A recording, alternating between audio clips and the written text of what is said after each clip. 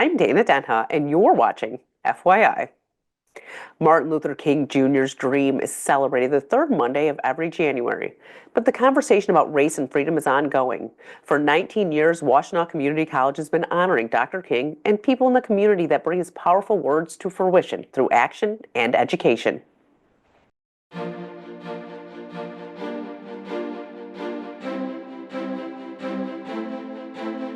We have our 19th annual Dr. Martin Luther King Jr. celebration, and this is to honor his legacy, and then also others that have been doing works leading up to his legacy and honor his legacy. We're doing that today. Martin Luther King Jr.'s legacy as a whole within Washtenaw Community College means that we really champion character, diversity, equity, but also, getting to know people from different backgrounds. We are a manifestation of the dream. WCC, we are open access. We're open and accessible to any and every student, no matter their gender, their race, their economics. So in our celebration of Dr. Martin Luther King, we're celebrating WCC as well of being a keeper of the dream. I was nominated for the Equity in Action Award for 2025, honoring Martin Luther King Jr.'s legacy because of the fact of my work within the Entrepreneurship Center here on campus. We have our writing center, Tom Zimmerman and Ernesto. They both are amazing leaders within the center. They've done work tutoring students in the community to help them with their scholarship essays. Then we have Girls Group, who has done amazing work supporting young ladies in the community, doing wraparound services, going from all from middle school to high school to college and through college.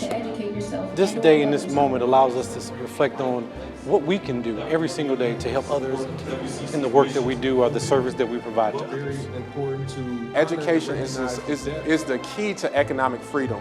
We're very affordable institution, and we promote pathways that lead to economic freedom and social mobility, just like Dr. King wanted.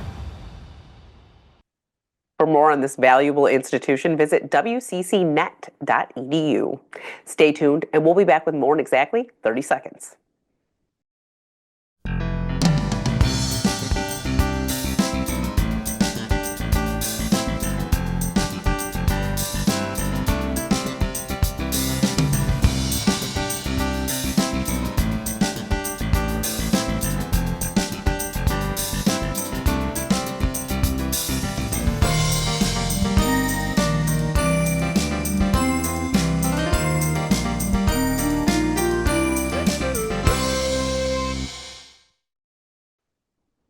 Some activities require low temps, and one art form that involves the frigid cold is ice carving.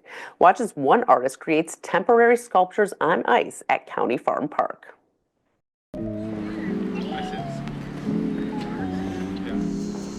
Washtenaw County Parks and Rec hosts the annual Ice Carving Festival at County Farm Park, with one sculptor burning through the ice with power tools, crafting brief beauty with large blocks of ice. I think the most interesting thing about ice carving is the creativity that goes into it, creating something out of a square of nothing. The festival had more than just visual arts. There was food and fun for the whole fam. It's a really great gathering. They've got a lot of things going on. There's a petting zoo, there's food trucks, coffee, hot chocolate, place for the kids to play, all around fun.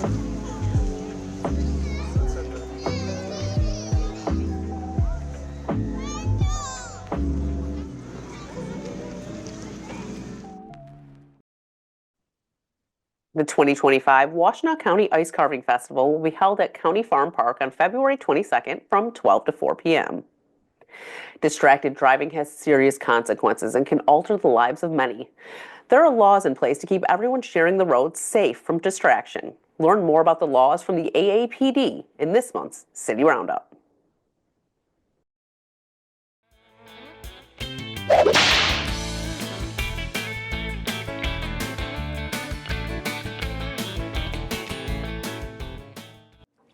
Oh, hey, I didn't see you there. I was a little distracted.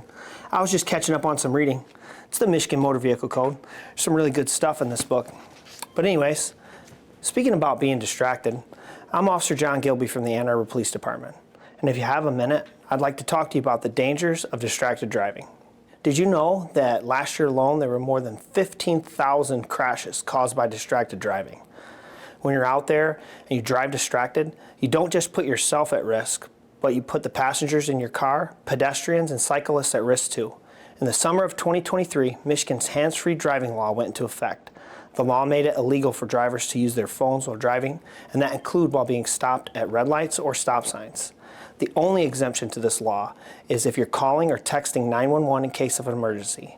So please, keep our community safe, keep your phones down, and focus on the road. Stay safe, Ann Arbor. PTD Productions has highlighted familial relations for the past few seasons, thanks to the vision of local thespian and theater director Karrie Waarala. Karrie's latest foray explores the bond between siblings and the secret lives of parents. Joining me is Karrie, director of PTD's production of The Hat Box. Welcome back to the show, Karrie. Thank you, Dana. Happy to be here. Will you tell us a little bit about The Hat Box? Is this a newer show? It is. I saw the world premiere of it at the Williamston Theater a couple of years ago with my sister. And, it's the story of two sisters, Winnie and Claire, who could not be more different. And they're going through what so many of us have to do at some point. They are cleaning out their father's home after he has died. Their mother has died a few years before. And they discover something in a hat box in his closet that sends them off looking for answers. They visit their Aunt Esther. Aunt Esther talks them into visiting their father's former best friend, Stanley. And they just go on a wild ride down memory lane. Will you tell us a little bit about, there's this trifecta of directing you've been doing where you're dedicating these shows to people in your family. Talk about the other shows you've done and then leading into The Hat Box. Sure. The first show that I directed for PTD was the Sweet Delilah Swim Club back in 2022. And there was just so much in it that reminded me of my mother. I could, as I was reading the script, I could hear her laughing in my head. I just knew that she would love it. And so then from there, the next year, I directed Escanaba in Love, the prequel to Escanaba into Moonlight. And my dad is a Yooper. We are Finns. He's from the Upper Peninsula. And I just found myself stumbling into now one about sisters. So I'm just going to make the rounds all throughout my family. Oh, well, I hope your sister comes to see the show and you guys can enjoy it again together under your vision. She definitely will. Yeah. Well, talk about that. Only people that have sisters know what a sisterly bond is like. It's different than when you have a brother, because I have both. It's so different. And how that sort of plays into the show. Like I said, Winnie and Claire, these two sisters, they couldn't be more different. Winnie is the older sister, but she's the one who's always kind of had failure to launch. She's been through a series of jobs, a series of relationships, but she always kind of bounces back home. She's been the one to stay closer to her parents. Claire, on the other hand, the younger sister, she got the heck out of Dodge. She moved across the country, and Claire is practical. She wants to, get this job done and get it over with and get back to her life. And the way they deal with what they find is so interesting because Winnie it's a mystery. She wants to go off after answers. And Claire is there is no room for this in her vision of the world and her family. And so it's that tug of war between the two of them of how they're dealing with this situation. When you were watching the show with your own sister, could you resonate with the characters, you and her? Absolutely. Absolutely. I saw myself in Winnie and saw her in Claire. But there's elements, of Sure. each in the other. But there's a couple of lines at the end that I'm not gonna spoil it for anyone, but were just so poignant. And something that Winnie says is something that I've always felt about me and my sister. And so it's she's kind of the Claire to my Winnie. Yeah. Well, what about this idea of, when I was reading the synopsis for this show, I was like, when they were talking about the father's secrets, Yes. and I was like, this is so true as like someone that's a child and has parents. And you think about like, man, there's really stuff about my parents, especially before they had children and even after, that you just don't know about them because they don't want you to know certain things. Maybe because it could be a bad influence on them. Like you don't want your kids to know that you did certain things and now it like I can feel it for my own self where I'm like, well, I did some stuff that maybe I don't want my kids to know about. Well, then I advise checking the hat boxes in your closet now. But yeah, it just feels so true that like everyone's got secrets from everyone, but you feel like you know your parents so well. They're your parents. They're like the people you know better than anyone else. But in actuality, they have a life that's completely separate from you. Absolutely. And this play, it focuses just not only that we all have secrets, but we all have different memories and different views of the same thing.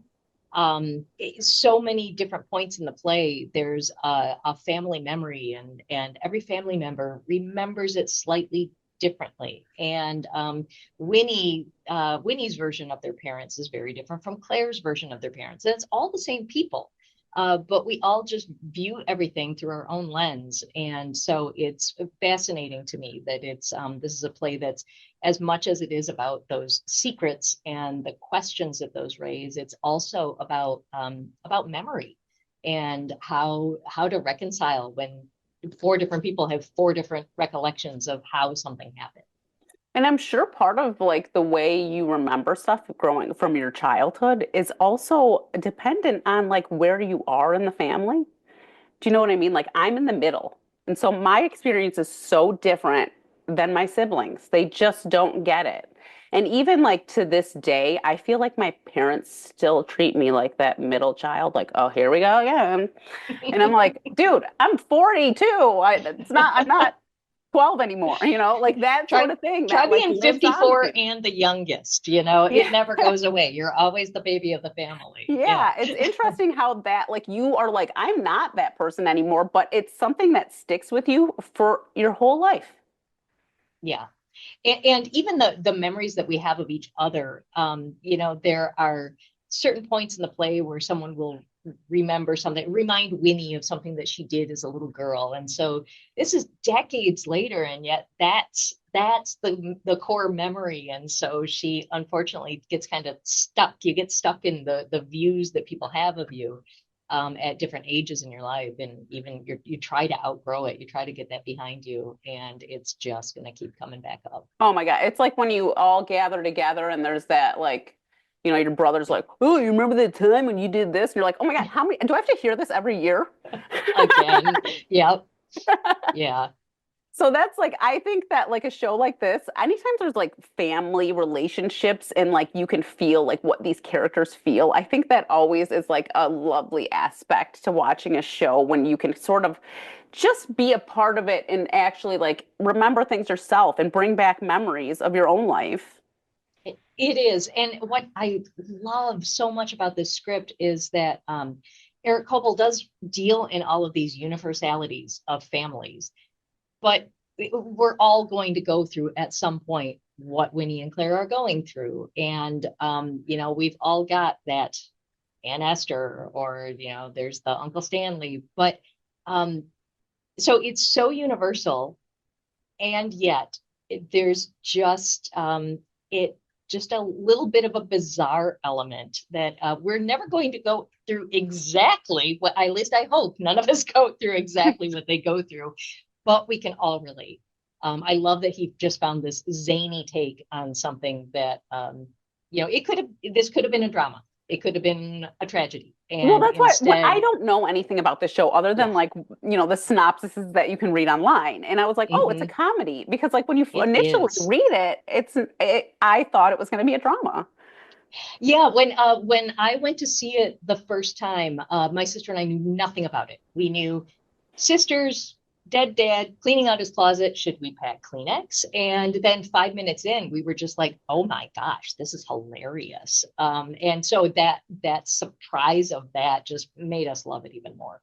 Well, and that sort of goes with like how ridiculous you can be with your family and your siblings too. Like just how funny things can be that maybe aren't even funny sometimes.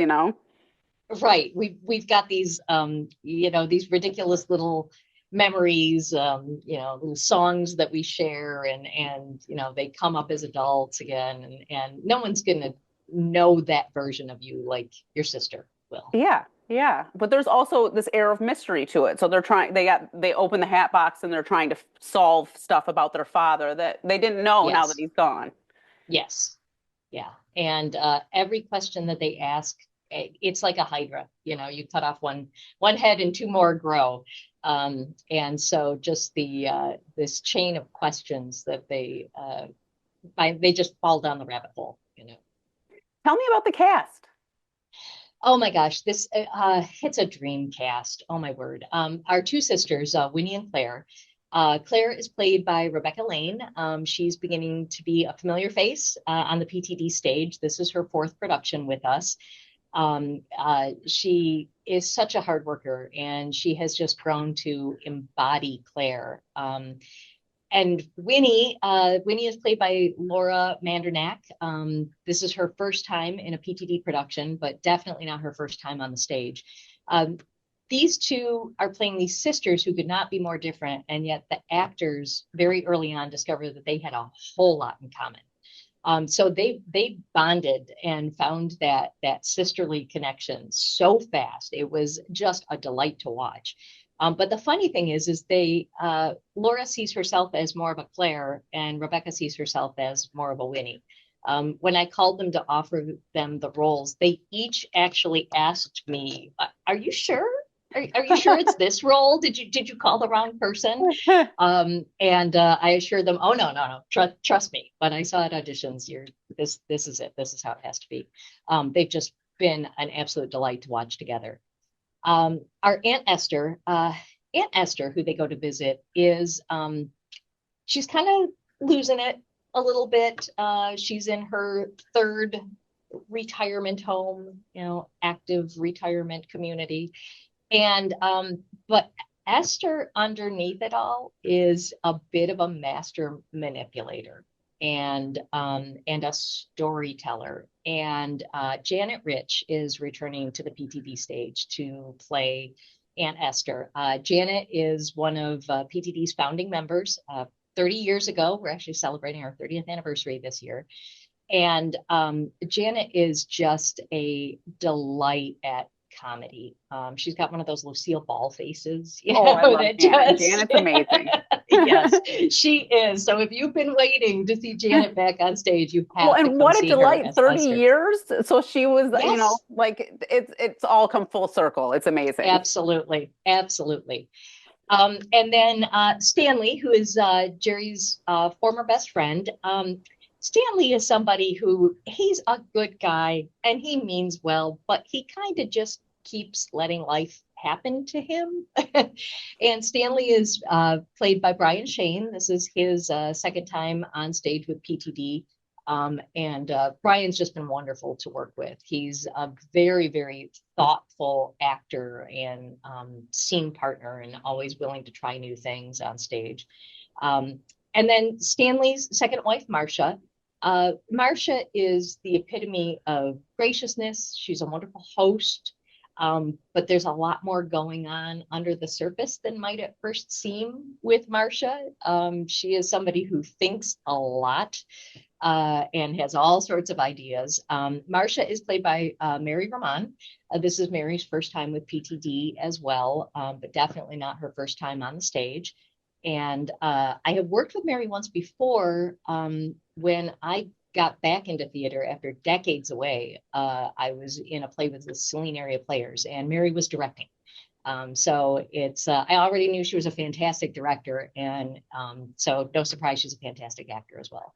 Well, now you've turned the tables and you guys get to do it. Yeah. Wait. I also love that you mentioned the chemistry between the two leads, because that's like, first of all, when you have chemistry with someone, it's like a feeling that is so amazing to play out as an actor. Like, you can build off of each other and like make these characters so much better when you have chemistry with the person that and you can't like plan on your two No. leads or people on your show having chemistry. It just happens. It does. It does. And you just, as a director, you just put every possible combination you can together on stage during the auditions. I keep spreadsheets to make sure that I do that. And then as soon as I saw these two on stage together, I kind of went, huh, and tried it a couple more times. And this is the first time I haven't needed callbacks in auditions. It was just Wow. so clear after our 2 nights of auditions who our cast needed to be. Tell us a little bit about the setting. Is it current times? Where are we at? It is the as the playwright describes it, the place is a series of living rooms, and the time is now. Because it is 3 different living rooms, this is not your typical PTD set. I had to find a way to do something that was a little bit more agile. We couldn't just set it in the one room and decorate it to every last detail that people are so used to seeing in a PTD set. And the play moves so quickly. There's no intermission. It's just supposed to go very quickly from scene to scene to scene. The playwright actually describes it as just a single set with a projection, just telling you whether you're in, at Dad's house or Esther's or Stanley's. But I wanted to try something a little bit different. I've designed the set for the first time. And so we have these 3 living rooms that are kind of nested in each other. So it gets, as the sisters progress on, trying to get these questions answered, and things just keep going farther and farther off the rails, the set kind of literally comes apart at the seams. Oh, interesting. Oh, well, and look at you. You're like spreading your wings, doing more. I'm trying.